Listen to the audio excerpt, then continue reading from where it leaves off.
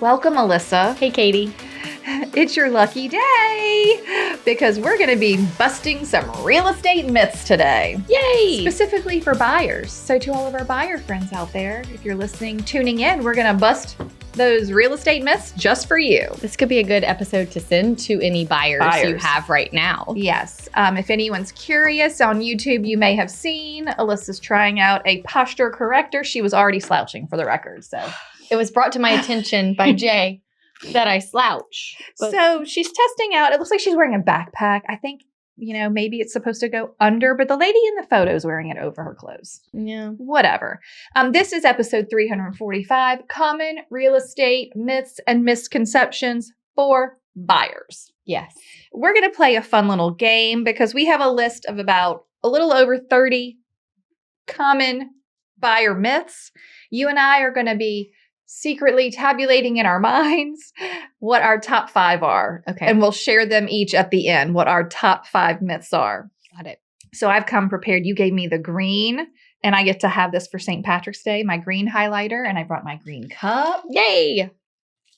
Happy St. Patrick's Day. And we're ready to spread some luck for the buyers. Maybe you were worried you couldn't buy, and now we're going to bust those myths. All right. So do you want to just go back and forth? We'll have a little chat. Yeah. Brief, albeit, because there are 30 of them. Sure. I'll start. Go. The first one on the list is that many buyers think they have to have 20% down to buy. Uh-huh. I think this myth is fading a little bit. Thank you. That's exactly what I was going to say. This is the most common real estate myth that when you see post or something and be like, common real estate myths. Yeah. You need 20% down to buy. I'm like, no. I don't think people friend. think that as much. Because for the record, in all of my 20 years in real estate, you did not need 20% down to buy. Yeah. In fact, I feel like there were more 100% buyers in 2005 and 6 than there even are now. I think maybe it was our parents' generation. Correct. That was trained that way and passed it down, but then it got busted. Yeah. So there are loans for 0% down. Mm-hmm. There are loans for 3 to 5% down. There's loans that'll give you money. They will gift you your down payment. Here's some money. Take it. Have some money. So basically, I would say false. This is not even a myth. No. It's definitely not going to make my top 5. Mm-mm. All right. Here's the next one. You can pass or fail an inspection. I've had many a buyer say, well, what do we do if the house fails? Yes. I'm like, well, you don't fail. They think that it's like a big stamp and you fail. This house has failed. You know what that makes me think of? Shawshank, whenever he keeps going back to the parole board and they keep stamping his form. Yeah. Denied. So you can't fail your home inspection. Right. It could be bad. There could be a lot of things wrong with the house, but there's no A+, there's no F. So what if it's really bad and you would basically call it a fail? I mean, I have been to one before where I was like, I don't think you should buy this house. Right. Like, this is really bad. Mm-hmm. Even if the seller took care of XYZ, there's still all these other reasons why you should be concerned. Yes. What about you? Yeah. I mean, I think it would just depend on the buyer. Are they a buyer that can be financially prepared for emergencies? Mm-hmm. If not, this probably isn't the house for you. Yes. But if you're getting a good deal on it and you knew you were coming into a money pit and you're satisfied with your price. Yeah. Only the buyer can determine if it's a failure. Yes. For that's them. a good way. Okay. I love that. Mm-hmm. All right. You go. Hey, Hustle Humbly community. We've got an update we're really excited about. Our monthly lives are officially getting a new name. Say hello to the Hustle Humbly Hangout. And here's what that means. We're stepping away from teaching style classes during our monthly lives because honestly, you already get weekly teachings from us on the podcast. The Hustle Humbly Hangout is different. This is your time. It's a space to listen in, share what you're working through, and talk about what's feeling tricky in your business right now. We're brainstorming, problem solving, and working together to come up with ideas and solutions that actually help your business. So once a month, come hang out with us. Tell us what you've got going on and let's figure it out together. We can't wait to get to know you the way you already know us. Not in community? Come join us at hustlehumblypodcast.com/membership. The seller has to fix everything that the inspector finds. Oh, that's a really good, and we're still in inspections. I like it. Mm-hmm. Obviously not. They don't have to repair anything. They could say no to everything. But they also then, depending on what it was in the situation, might need to start disclosing it. Yes. Like if that transaction didn't close and now they know about a foundation problem, they have to disclose it. Mm-hmm. So you don't have to repair it. No.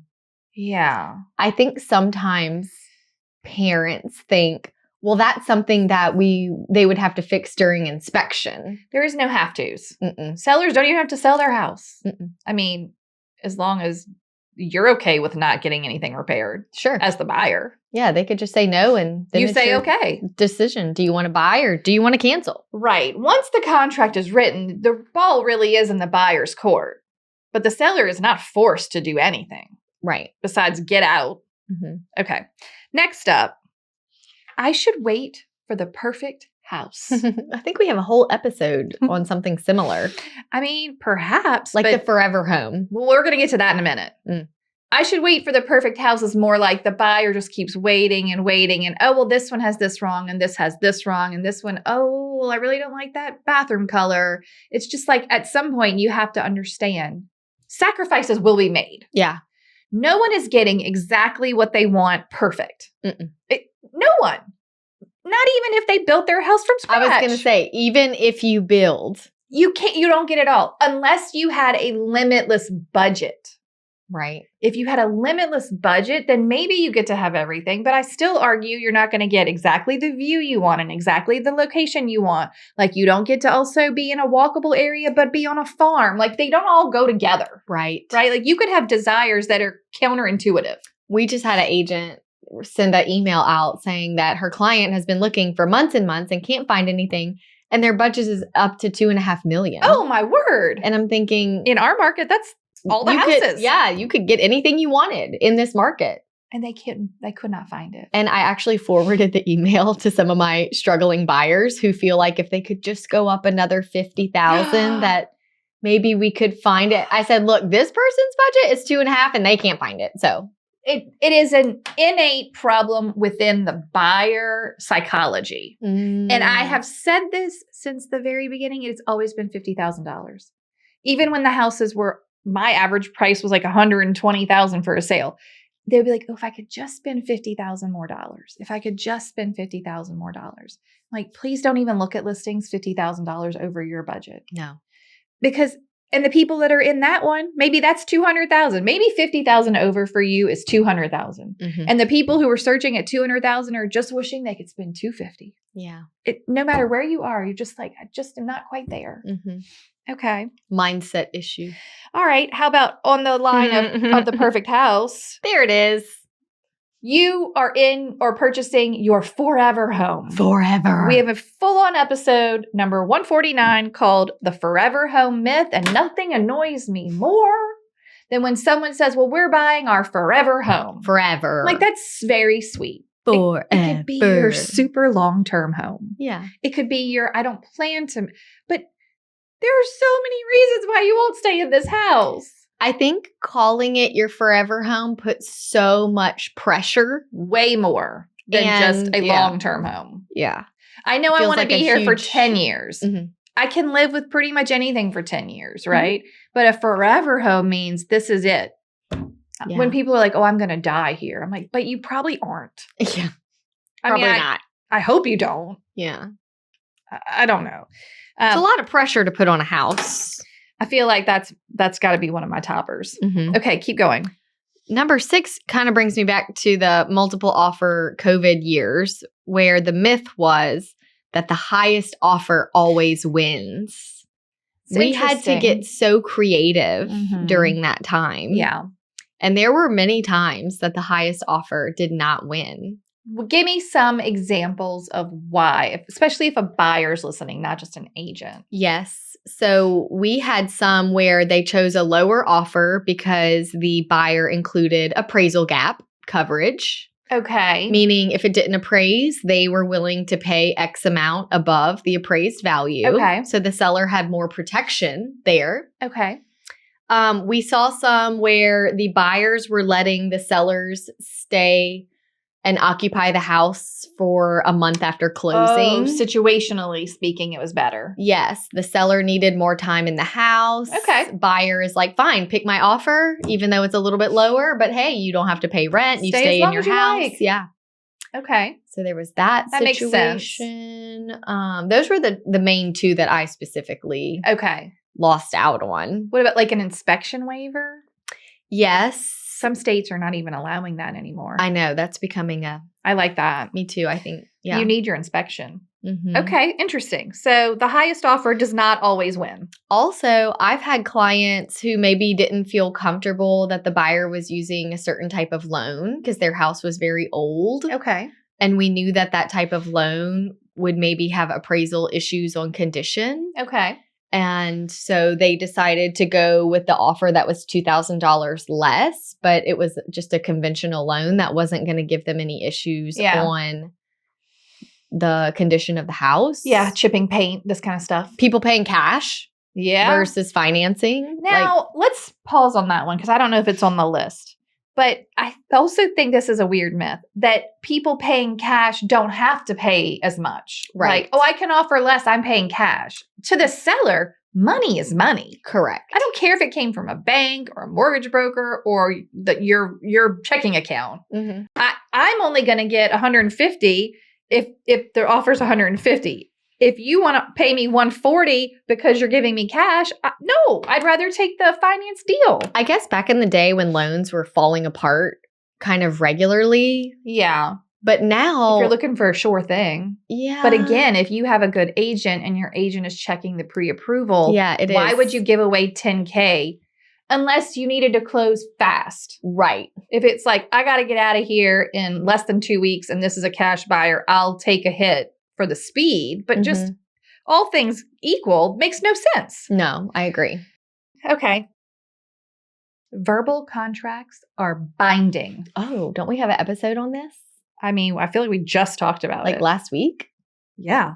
Oh. Pretty recently. Well, if you listened to that episode, if it's not in writing, it is not guaranteed. No, and in the MLS listing is not in writing. No. In writing, in your contract, signed by all parties. Correct.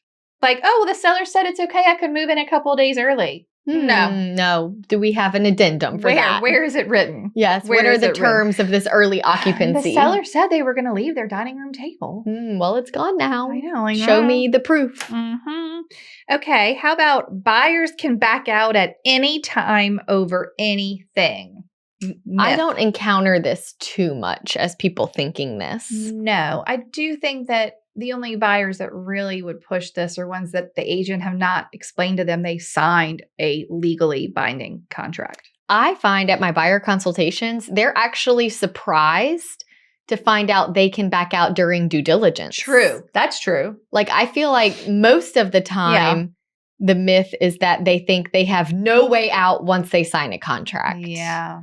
And they're sort of relieved to hear what the outs are. True. Okay, do the next one. Okay. You cannot buy and sell at the same time. Oh, that's a good one. I know. It's tricky. It's complicated, but doable.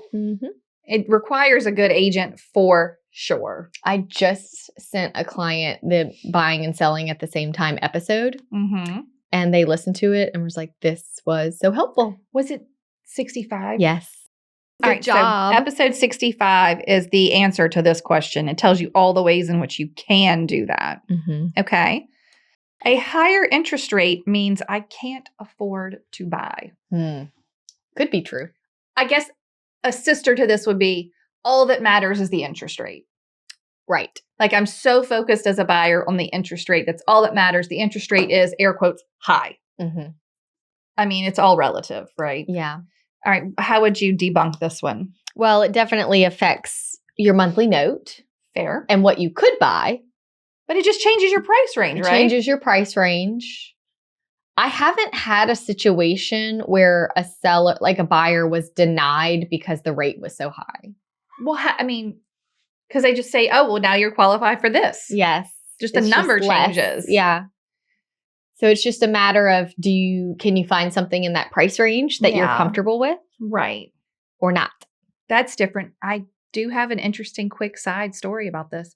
I have a current buyer who has actually just closed last week. And he was living in one city and was ready to make his first home purchase. Okay. He'd been working there. And his company also had an office here where we are. And he could not find a house in what he could afford in that city. Okay. So he transferred with work here specifically so that he could buy a home. So he could be a homeowner. Yeah. Wow. Yeah. I thought, oh, that's very interesting. Yeah. It's a new one for me. He did not want to rent. No, he was like, I've been here renting for 5 years. I'm stable in my career, but I'm ready to buy. And that's important to me, but I can't afford this market. And I was like, oh. So he has options. Everyone has options. Yeah. Okay. That's an interesting one. Also, too, on that note, when buyers are shopping lenders and they are only looking at the interest rate and they're not looking at the fees worksheet to see what the costs are to work with that lender. Right. And it's just a reminder that, again, I think it's sort of the old school mindset that you just focus on the interest rate. The rate is all that matters. Yeah. That definitely is not the case. Okay. Are you going to do the next one? Mm-hmm. I should offer super low. Right. I don't want to offer too much because then I'm going to lose money. Mm-hmm. But what happens when you offer super low? Give me the house is listed for $300,000. What is super low? I would defer to the comps. Right. Okay. Because if the comps are saying $250,000, I would write a letter explaining this is it. But let's say the comps say $250,000. I think super low is $225,000. Okay. What if the comps say $300,000 and it's listed for $300,000? What is super low then? I think $250,000 is super low. Yeah. It's insulting. I was going to say $260,000, $270,000. That's still too super low, right? Yeah. What's appropriate? I don't know. I think starting at $280,000. That's okay. Yeah. It used to be back in the day. Now, of course, again, I was in a smaller price range, but it felt like every single buyer, you show them the comps, no matter the price range that you're in. I could almost guarantee you, they always say, I would like to start $10,000 below list price. No matter the price, whether it's $100 kind of or $300. I see that. So it also now depends on what are you asking for as a buyer, right? Mm-hmm. Are you asking for closing costs? Or are you asking for your buyer agent commission? What are you asking for? Right. But we can't ask for everything and take $25,000 off the list price. Correct. There have been situations where I've had sellers say, tell that person not to come back. Right. That's what we need to point out with this myth is that you can anger a seller and no matter what you come back and say, they don't want to work with you. Mm-hmm. So we can't, you want to try, but you also need to be reasonable and use data. Sure. If you don't have data to support the number you're throwing out there, you're wasting your time and everyone else's time. Right. And you might be ruining your chances at getting that house. Yeah. Because also, that agent and seller can use your offer to shop another offer. Mm-hmm. They'll call everyone else that came and say, hey, we've got an offer in. They don't have to disclose what the number was. Right. Now, all of a sudden, you've lit a fire under a bunch of people who are not going to come in low. And they're going to submit their highest and best because they're competing. Right. So you've doubly shot yourself in the foot. Yeah. You always want to be the only one negotiating. Yeah. You don't want another buyer involved. Even when I'm not making a super low offer, I still like to sort of explain, hey, based on the comps and, that's how we came up with it, just to let them know we like the house. Yeah. This is what we see. Right. Data. Okay. You want to do the next one? Yes. I need to cough. Okay. List price is what the seller will accept. And that's definitely not the case. Because some sellers want to price high to leave room for negotiation. Or sometimes that is what they'll accept, right? I think this myth confused me because I think the buyer thinks, well, if I want the house, if I pay that price, I'll get it.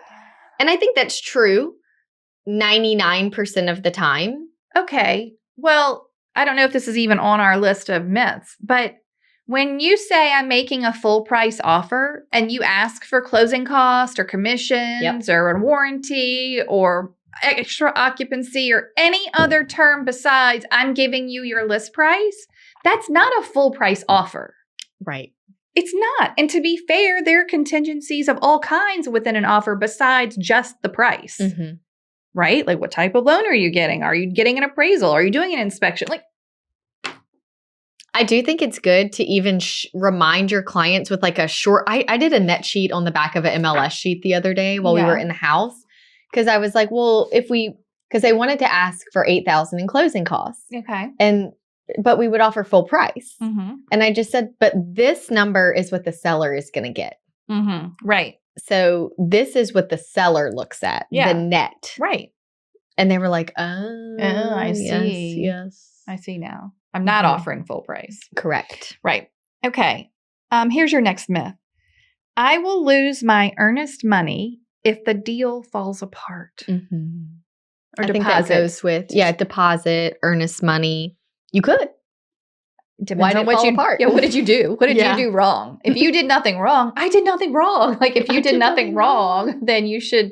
But again, it would have to be during your inspection period, right? Yeah, or appraisal issue. Or you can't, your loan for some reason doesn't get approved in the end. That one's so murky to me though. So murky. Because I feel like that's just used as sort of an out. Yes, I don't like it at all. But you don't automatically lose it, that's for sure. Now, we don't use the term earnest money here. No. We say deposit, and it has in our contract all of the ways you get it back. Mm-hmm.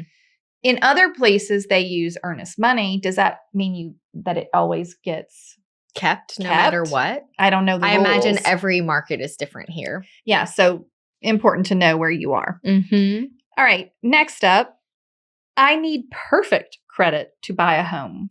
I think this is a good one to discuss because the better your credit is, the better your interest rate is. Right. I have even heard that there are certain loan programs that have gone away with a minimum credit score. It just doesn't matter. If you can check other boxes, they will forgive your travesty of a credit score. What would you say? Okay, but what type of loans are those? Do you know? I want to say VA got rid of it, but number. I feel like since this is a national podcast, I should fact check that. Okay, we are not sure, but okay. Yeah, I don't have my now back in the day, let's just say your FHA was the one I feel like that went lowest. Yes, you could have the lowest credit score, and that would be like high fives. I feel like it was high fives. Okay, so 580-ish, mm-hmm. right? But then maybe your conventional ones were more like you got to have 610 or 620 or like it. Also, that changes. Yeah. Year to year. And, depending on the markets. Recall, back in 2005 when I started, they were still doing no doc loans. Right. Which you almost didn't even have to be a human. You just you get a loan. Have a house. Yeah. Enjoy. And then I don't know that they even pulled credit. Yeah. It was wild. The wild times. But you definitely don't have to have a certain I think credit. with student loans and medical bills now, that is why they are not putting as much weight on the credit actual score. Number. Yeah. And they're just more looking at your job, your assets. Yeah. Do you have savings? Okay, here's a great example. You could have had a 30 days late, a late mortgage payment in the last year, and no one is going to give you another mortgage, but your credit score could be 750. Could it if you missed a mortgage? If you eventually, for sure. Okay. Maybe it's not 750, maybe it's 700. But it's still good. It's still an acceptable number for a lender. However, you don't meet this other qualification. Right. Do you know what I mean? Mm-hmm. Okay, do the next one. Okay. I can't buy if I'm self-employed. Oh, back to those no-doc loans. That was the best time, best of times. You can buy. Yeah, but you also, I hope that you claimed all the money you made. That is where the fine line is. I actually have a client who recently started his own business in the field that he's been in forever. Okay. He said, I need to go talk to your lender, not because I'm ready to buy, but because I want to buy in 2 years. Yeah. So he went to her and said, how much income do I need to show to buy this house price range? Mm-hmm. And she told him. Mhm. So he knows exactly where he needs to stop writing things off. Yeah. Because you can write off so much if Yeah. you're self-employed Yeah. to avoid the taxes. He wants to show more so that he's a more lendable. Yes. Uh-huh. So he has to keep and you know what? If your income is higher, then you have to pay more taxes. Yeah. But if you want to buy a house, you better show your income and pay your taxes. Right. Because we've had very wealthy people come in and it looks like they only make They don't make any $30,000 a money. year. They don't make any money. No money. Mm-hmm. What if I change jobs? I can't get a loan. Oh, I mean, this is definitely a myth, right? Yeah, for sure. You might need a commitment letter or like a contract from your new job. But Mhm. even if you were graduating from college and you have a job lined up in the field that you were in, I don't think you automatically have to have 2 years of employment at that place. You just have to explain gaps. Yeah. Write letters explaining Mhm. whatever the underwriter needs, but it's definitely doable. I Yeah. just had a guy, he's moving here from out of state Okay. for work, and we couldn't get him pre-approved until he had his formal commitment letter. Yeah. So that's fine. We were Mhm. just waiting on that. Mhm. I said, as soon as you get it, email it to me and the lender. So he did. And then Okay. I'm copied on their emails. So I'm just watching it. Yeah. And this is just a reminder of how you need to make sure you have a good lender. Yeah. She saw a clause in there. What did it say? It said something about how it could be listed as a temporary position, sort of like a subcontract position. Yeah. Even though It wasn't. it's not real. But it was just in the disclaimer. Okay. And she was like, the underwriter is going to have a problem with this. So what happened? She's like, I wrote this email for you. Copy and paste it to your new boss. And it basically just said, hey, I'm buying a house once I move here. The lender has a problem with this. This is Mhm. why. It's my understanding that this job is this. Could you please send me a revised letter? We got a revised Okay, letter. good. We're good to go. Okay, perfect. But that could have delayed us. Yeah. Or been a problem. Right. Ever had a buyer freak out right before closing? Yep. And it's usually because they didn't really do their due diligence. That's why we created the Make Sure You're Sure template, a free email you can send to your buyers during the inspection period. It helps them feel confident, ask the right questions, and avoid last-minute regrets. Less panic, more peace of mind. Grab the free template now at hustlehumblypodcast.com/makesure. I can't buy if I have student loans. Not true, No. but could impact your budget, of course. They do apply to your debt to income, right? Yeah, Yeah. it's a debt. So It's it a just debt. depends on, Like, what's your income? yeah. What price range are you looking in? Yeah, I remember I had this couple. They were both doctors, young doctors, but very successful. And I was thinking they're probably going to be approved for like a lot. Yeah. Well, they come out of the meeting. I'm like, how did it go? They're like, oh, we're so excited. Like, we want to stay around 350. And I was like, okay. I was just surprised. You're like, where's all your doctor money? Yeah. They're I like, know. I'm paying. Yeah. And it kind of came up in conversation. She was like, I think they knew about the student loans. You're right. I didn't. Yeah. So in their mind, they were never expecting. Yeah. $1 million. Yeah. They were like, 350 works. But she had made a comment like, oh, well, it's by this year, that should be perfect because we can have this paid down and we'll be ready to start a family and need our second home. And right. They were first-time buyers. they had to plan, though, around their student loans. Yeah. So that is what impacted. But it's not a no, you can't have a loan. No. Okay. How about this myth? New construction does not need an inspection. Oh, my gosh. Oh, well, the city inspectors have all been there. Oh, my gosh. They are doing, code compliance walkthroughs typically. Yeah. And some of them are good and some of them are bad. Mhm. Like, I don't know that I would trust that for sure. Some of my worst home inspection reports have been on new construction. Yeah. I mean, and to be fair, no one's ever lived in it and used all the stuff.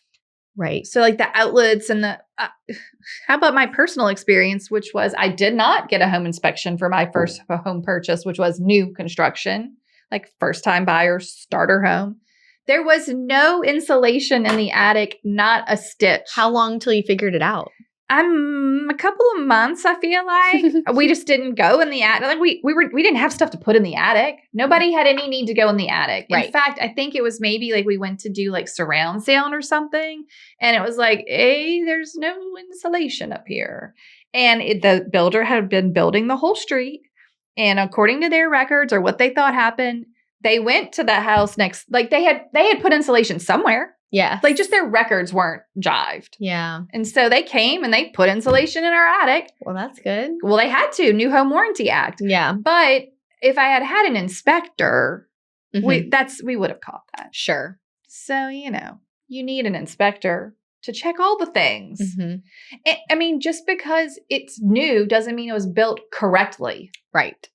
There's human error. And are you going to go up in the attic and check all these things and know what to look for? I'm not going to get on the roof, that's for sure. Mm-mm. The one I just had like a vent boot that was, the vent pipe wasn't high enough over the next roof line. So it was basically going to be blowing sewer gas back into the attic. Oh gosh, that's scary. Well, so it's just, yes, you must have the inspection. Yes. You must. I'd like to have it just also as a punch list. Yeah. Like it's so nice to have everything documented with pictures. And if your builder is not allowing you to have an inspector there, that is a red flag. Yeah. Run. It might be an annoyance for them, but they shouldn't be telling you can't do it. I usually schedule me and my buyers blue tape day the same day as the home inspection. And if it works out, it usually does. And we blue tape the cosmetic things. And the builder lets you do that. Yeah. This builder did not. Oh. You had to have the inspection report in 1 day prior to the blue tape walk. Oh. Which makes sense. And he had it. He had it on his computer and he had already written down the things. I think they want to see it. Yeah. Because, when you're there with the inspector is telling you verbally and showing you photos. But to make sure you have it all, I think you need the report. I see. Personally. But whatever. This particular builder, that was the rule. The one I just did. Right. Okay. How about another inspection one? Inspection report only lists major problems. I always tell my clients, because usually at the end of a home inspection, and he's going over everything and showing them everything, and typically it's pretty good. Yeah. He hits the highlights while we're there, shows things. Uh-huh. But they take pictures of everything. They don't tell you. They are really cutting it down. Well, a lot of the stuff too, like if there's a crack in the driveway or something, they may take a picture of it, make a note and say monitor. Right. And the picture is there for you to refer to in 5 years. To monitor. You can't remember if it has gotten bigger. Yeah, it's for the monitoring. So there's a lot of information. Mm-hmm. I have had clients who, when they get their report after having a really good home inspection, will say, well, then why is the report 45 pages long? Right. Like it's. Yeah, it just. Or like, oh no, it said you had to clean and service the AC. I'm like, they all do. Yeah. They all do. Yeah. It's a lot. And they have to cover themselves. Well, and they're maintenance items or things to watch or maintenance. And then there's safety items. And then they're levels. Mm-hmm. It's not all red. Right. Okay. True. Are you ready? Your next myth. Are you going to do it? I should just call the number on the sign. Can I have it coincide with that I'll get a better deal on the house if I go straight to the listing agent? Yeah. I've had many a buyer tell me that, or I heard later that that's what happened. Mm-hmm. Oh, I just went straight to the listing agent so I could get a better deal. Yeah. No. I know. No. Right. False. But why? Why aren't we calling the number on the sign? Well, now I think this is alleviated a bit with your buyer brokerage agreement being more, especially here, required, right? Mm-hmm. But like maybe you're just the buyer listening. You're like, I'll just call whatever sign of whatever house I like, and that'll be my agent. Please no, you need someone to represent you, just you. Yeah. Okay. I can't tell the agent hosting an open house that I have an agent. I don't want to be rude. That's why I love in our email templates when we're giving them the buyer rules. Yeah. It says, please go to open houses. And tell them I'm your agent. And when you walk in, tell them I'm your agent. Yeah. I will likely know who they are. Yeah. And then you're free. Yeah. You're free to just look at the house without being followed. Right. Or pursued. They are not going to give you the hard press. Yeah. If you're like, I got an agent. Yeah. You know, I already got that. Thanks. Mhm. I've already got cable. You know, like, Right. I've already got a termite person. Thanks. Bye. Like, I don't want to hear it. What about I can't tell the agent at the open house I'm a neighbor? That's crazy. That's so dumb. I think it's totally fine to be like, oh, I'm a neighbor. I am tired of hearing new agents be like, I did an open house and only the neighbors came. Great. You met people. You met people that Humans? own a home in the neighborhood and they see you here working. And they might, Unbelievable. if you were kind to them and nice to them, maybe they will call you to sell their house one day. That's great. That's great. Yeah. That's great. You met the neighbors. You met the neighbors. And they saw you working. I guess the side of this myth would be like, as a neighbor, you're not allowed to go to an open house. But I mean, feel free. People feel guilty for some reason. Pop in. I guess they feel nosy Nosy. because they are being nosy. Right. But that's what an open house is for. I know. I guess, would you... Permission to be nosy. Okay. Would you be embarrassed if you lived in a neighborhood more than what you're in? Like this, like my neighborhood. Mhm. Okay. And a neighbor a few doors down is having an open house. And you know there's the Ring camera, and this is a type of place where everyone's got a camera, and you know they're going to see that you went into their house. Would you feel embarrassed or I don't nervous? know. Maybe. It feels weird. Yeah. So I could see why a neighbor would be like, oh, I don't know. Yeah. Because I don't, like, if you want to be nosy and no one's going to know you're being nosy, that's one thing. But if you're being nosy and you know they're going to know, Right. That's tricky. it's funny. Mm-hmm. Okay, next myth. I do not need a pre-approval to see houses. False. Hard false. How do you know what your budget is? I mean, what? Right. How do you I've know had you some can even buy really- a house? I've had some really cocky people get so frustrated with me because I was so insistent that we knock out the pre-approval before we house hunt. And they had to do the call of shame to tell me they actually can't get a loan because of one reason or another. Yeah. Or it's in their retirement account and they didn't realize they can't pull from it for another 2 years or Right. whatever. Yeah, there are lots of reasons. So many reasons. But And you need to know your plan. Maybe you will be pre-approved, but not for that price. Right. You have to know. Mm-hmm. Okay, do the next one. I should wait to buy since rates are high. I should wait to buy since rates are high. Yeah. Again, high. I'm going to do my air quotes. It's all relative. Mhm. But like, how long are you going to wait? What is the rate in which the entire time you're waiting, the house price may be rising? Yeah. So And then when the rate goes down, there's going to be more people wanting to buy. correct. So it's like, do you need to own a home or not? Do And- you want to? Can you afford it today? And At the can current you rate. find something in your price range? Yeah. If you can afford it and you want to be a homeowner. I mean, speaking today in March of 2026, I don't know. There's no talk of rates dipping No. significantly. I mean, over the last year, I would say we have stayed in a very tight. Yes. I'm like, I don't know. Is it 6.15 today, 6.05 or 5.95? Right. Is it one of those? If That's- it's not, I'll be shocked. Right. That's pretty much where we're at. We're just like, we're on this little bubble. So you could be waiting years. You could be waiting a long time. So like, are you buying because of your quality of life? Do you want to be in a home for like maybe you want to buy a house so you can have a dog? Mhm. Like, is it going to change your life? Mhm. Can you afford it? That's really it. Yeah. If you're comfortable with that monthly note, let's do it. Yeah. Now, I also don't like the marry the house, date the rate, marry the house. Well, that leads to our next one. Are you Please ready? Tell me. You are stuck with the interest rate forever. Right. You're not, but you need to be prepared to be. Yeah. Do you know, like, Make sure you're comfy. you're not. You could definitely refi when and if the rate changes, but Mhm. God forbid the rate goes up or it just stays, or, like, you cannot predict that. Right. You cannot predict the rates. So it won't stay the same, Mm-hmm. but I don't know how long that'll be or what the number will be. Yeah. Okay. The crystal ball is fuzzy. So fuzzy. Okay, how about adjustable rate mortgages are bad? I'm actually surprised I haven't seen more of them in this last Like a few 5-year years. ARM, I feel like would be good. Awesome. If you're only staying in your house 3 to 5 years, Yeah. take that ARM. Right. So for our buyers who maybe don't know what that means, like a 5-year, they used to have 2-year ARMs, 3-year ARMs, 5-year ARMs. Basically, your interest rate would be set for that period of time, the 2, 3, 5 years.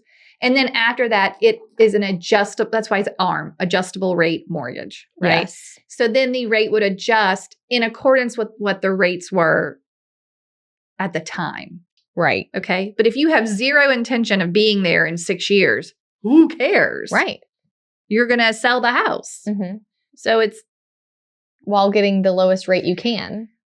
Now, back in the crash, the problem was that everyone got a 1-year ARM, a 2-year ARM, a 3-year ARM. And then they just kept assuming the rates are going to go down and down and down. And people were getting loans that maybe they literally couldn't afford what it was going to be when the 2 years was up. Right. And then they went into foreclosure. So you know what you can handle, but I don't think there's anything wrong with an adjustable rate mortgage. My first mortgage was an adjustable rate mortgage.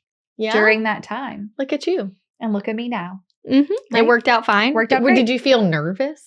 It was the only way I could get a loan because I had bad credit. Did you feel like you had a ticking clock above you?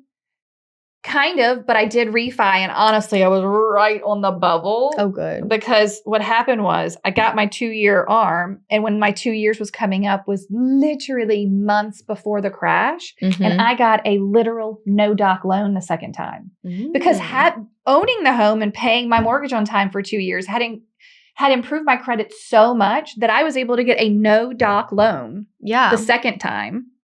2 years in, and then I was locked in, thank God, and then everything crashed. And then it became I literally would have had to go back to renting if it had crashed, because then they changed all of the loan qualifications to being so much harder. Yeah. You have to prove this and this and this, and like self-employed was really tough to get a mortgage for a while.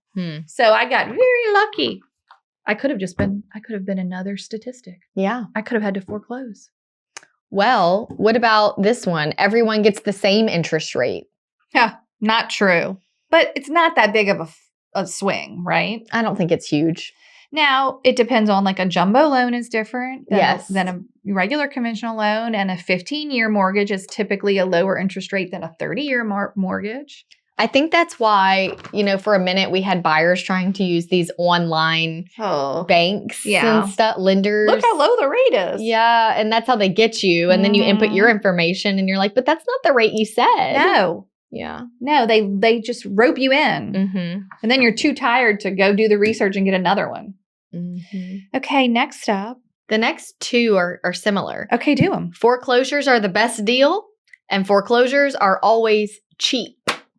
1, I don't think that's ever been true. Ever. No. Every foreclosure I've seen is listed by an agent who's representing that bank and has chosen the market value that accounts for the condition, right?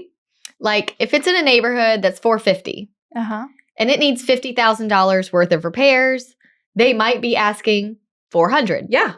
Well, now you got to come up with $50,000 in repairs. And then you had to do all this work, and now you're just on par with the subdivision. You're just at market value. Yes. I firmly believe that. Now, if you have cash and you want to go buy, like in Louisiana, you could buy a foreclosure from sheriff's sale. Yeah, like at the steps. That is different. That is meaning you have $400,000 today, or maybe you have $350,000. Let's just say that house is worth $450,000. It's on sheriff's sale for $400,000 because that's the market value. But you show up to the courthouse steps and you say, I'll buy it for $350,000. And I have cash today. You got to pay by 2 p.m. Yeah. Cash money. Yes. And then you might get a deal. Yes. But that's not. And so risky. Those aren't listed. Those aren't on the MLS. Those aren't represented by an agent at that point. Right. Yeah, it's risky. A lot of times you can't get inside of them until after you own it. I mean, it seems like most of these investors break in just to see it.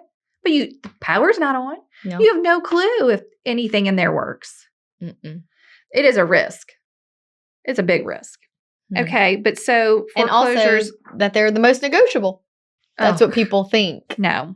I think a lot of these online bidding systems make people think I can just enter any number I want. Look how easy. Sure, go for it. You're not going to get the house. I had an investor that wore me out. Making offers. Oh my gosh. I have since let him go. Oh, just been like, I'm going to refer you to someone new. Yeah, who has all the time. Because I think over the years I worked with him, I made close to 100 offers. How many did you close? Like 2 or 3. Out of 100? Oh. And the ones we closed, it's not like the deal was that amazing. I think he just felt bad and was like, okay, let's do it. He was like, well, you've earned one. We rarely got the email that we had won. Uh-huh. So when we got the email that we had won, I was like, if you back out when we finally got one after I made the offer that you wanted to make. You requested, yeah. Yeah. So I think some of them he bought for me. You earned it. You earned it. Yeah. All right, next up. 2 more inspection items. Okay, do it. The inspection protects me from future repairs. It is so funny. I just sold, it was my listing. And after closing, like a week later, a pipe under the house had sort of like disintegrated. And the agent called me and she had sent me the whole inspection. We did money in lieu of repairs. Mm-hmm. We made no repairs. I said, yeah, I do see that he noted an old pipe under the house. And I'm sorry that it happened the week after closing. I don't know if you thought you had more time, but it was noted in the report. So yeah. It doesn't matter. Yeah, it's your house. You own it now. Right. This is the joy of home ownership. Welcome. Or the pain. Welcome to home ownership. It is unfortunate, especially for the home inspectors. Yeah. When the AC goes out the day. What we have issues with a lot during the summer is people are moving and it's 110 degrees outside and they have all the doors open and the AC blasting while they're moving. Yeah, they're making it work. And then the AC freezes and shuts off and they're like, the home inspector. Right. Like, yeah, but it's like the timing can just be unfortunate sometimes. Well, I want to loop this one back to I'll wait for the perfect house. No house is perfect. Right. Houses require maintenance. That is the nature of the beast. Yeah. So no matter what that inspection said, whether it's a week later or 6 months later, you can't be like, well, the inspector said that the, AC was working fine. Right. Well, it was. It is until it isn't. Correct. Right? What's the line? Mm-hmm. No. And then the inspector will catch everything.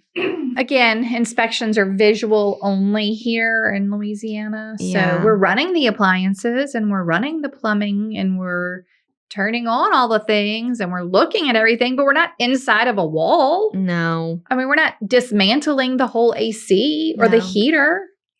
I mean, no. You can't see what's behind all that stuff. We're just doing the best we can. Just doing the best that we can. Okay, do you have your top 5 now? I have my top 6. 6? Oh, good. I had 6 too. Oh, good. Maybe we'll just go with that. Tell me your numbers first and then we'll read them. Like, what do you mean? The number of They're numbered. I'll tell you if we have any matches. Okay. Number 2, 5, 11, 18, 20, and 23. I had 18, 20, and 23. Okay. So the ones that we agree are the biggest myths. Well, then we'll put those as the top 3. Okay, or the top 3. Okay, fine. Do your other ones. 10. Mm-hmm. Which is what? 10 is a higher interest rate means I can't afford to buy. Okay. 28, foreclosures are the best deal. Okay. I'm tired of hearing it. Mm-hmm. And 31, the inspection protects me from future repairs. Okay. My we'll call these my bottom 3 of my top 6. You can pass, fail an inspection. Yes. Really, correct. this one loops into the no home is perfect, which is my next one, the forever home myth. Mm-hmm. There's no such thing as a forever home. And I should offer super low. Yeah. Please don't do that. Mm-mm. All right, now let's do our top 3. Our top 3 were new construction does not need an inspection. Yeah. I should just call the number on the sign. Right. And I do not need an approval to see houses, a pre-approval. So you need your pre-approval. You don't want to call the number on the sign. And you definitely need an inspection for new construction. Yes, the top 3. I love those are our top 3. That was fun. That was so fun. I hope it was helpful. Yeah. So next week we're going to do. Well, in 2 weeks. Okay. Oh, no, next week we'll do sellers. Seller myths. And then we'll do agents and lenders. Yeah. Myths. These are fun. It was kind of nice to scour the internet and see what people are talking about. think or what do people believe. Misconceptions. Right. They have a lot of misconceptions. Buyers had the most, I will say. Yes. And so hopefully if you're a buyer, this has cleared some things up for you. Mm-hmm. Okay. Oh, I didn't bring the toast. Oh, we'll do it next week. Okay, we'll do a toast next week. Okay, perfect. Bye. Wait, before you go, if you enjoyed this episode and if we brought you value, take a minute to rate the show, leave a review, or drop a comment. We are giving away our best stuff for free. Find it at hustlehumblypodcast.com/freebies. We'd also love to see you in Hustle Humbly community. Join us there at hustlehumblypodcast.com/membership. We love chatting with you in our DMs. Find us on social media at Hustle Humbly Podcast and say hello. If you have an episode topic or someone you'd like to toast on the show, please email us at team@hustlehumblypodcast.com. Thank you so much for tuning in to the Hustle Humbly Podcast. See you next week.